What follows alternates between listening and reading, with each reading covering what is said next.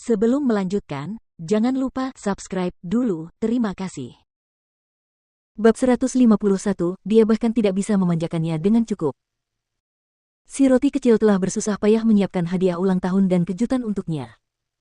Awalnya dia pasti sangat gembira, tetapi kemudian mengalami kesepian yang dingin ketika hari itu tiba, diikuti oleh kepanikan ketika dia tidak dapat menghubunginya. Seberapa menyakitkan seluruh proses ini baginya. Saat memikirkan itu, Ningsi merasa seakan-akan ada pisau yang tertancap di hatinya. Dia memeluk Little Treasure, tidak ingin melepaskannya sedetik pun.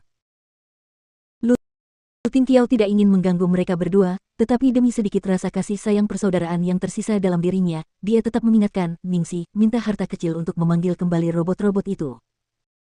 Oh, benar juga, saat itulah Ningsi baru ingat bahwa ada segerombolan robot ganas yang memberontak dan menghancurkan kediaman itu. Lengan Lu Jingli masih tersangkut di tangan mereka. Maka, dia pun segera berbicara kepada roti kecil itu, sayang, bisakah kamu memanggil mereka kembali? Little Treasure mengangguk. Ia lalu berbalik menghadap layar dan jari-jarinya yang pendek bergerak lincah di atas keyboard. Ningsi terkesiap kagum saat menyaksikannya. Dengan rasa kagum terpancar di wajahnya, dia berseru, sayang, bagaimana kamu bisa secerdas ini? Kupikir kamu hanya bisa menggambar. Kamu benar-benar sangat pintar. Aku menghabiskan beberapa tahun terakhir mempelajari semua yang aku bisa seperti orang gila. Namun, ini adalah satu-satunya hal yang tidak bisa kupelajari seumur hidupku. Apa sih coding itu, C dan C++? Itu semua adalah mimpi burukku. Kamu baru berusia 5 tahun, tapi kamu sudah sangat profesional. Kamu jenius. Meskipun ekspresi roti kecil itu masih kaku, cahaya di matanya telah jauh lebih terang. Namun, Lu Ting Qiao yang berdiri di pinggir tidak dapat terus menonton. Dia mendesah pelan, Ningsi, kamu seharusnya tidak memujinya dalam situasi ini. Benar. Ningsi akhirnya ingat bahwa roti kecil itu telah menyebabkan kekacauan besar. Dia menggaruk kepalanya dengan canggung dan menatap Lu Ting Qiao, apakah kau akan memintaku untuk memberitahunya agar tidak melakukan ini lagi? Dia benar-benar telah menepati apa yang dia janjikan padaku sebelumnya.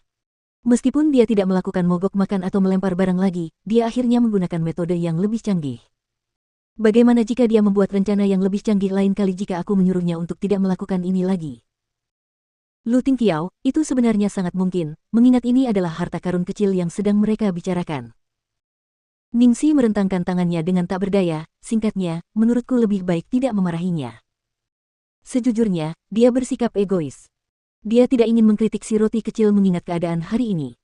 Dia sangat mencintainya dan dia bahkan tidak bisa memanjakannya. Bagaimana dia bisa tega mengatakan kata-kata kasar padanya? Untungnya, Lu Ting Qiao tidak memaksakan masalah itu pada akhirnya. Untuk sebagian besar, prinsip-prinsipnya sekuat awan yang mengambang ketika dia bersama Ningsi. Mereka bertiga mengendarai mobil golf kembali ke pintu masuk kediaman.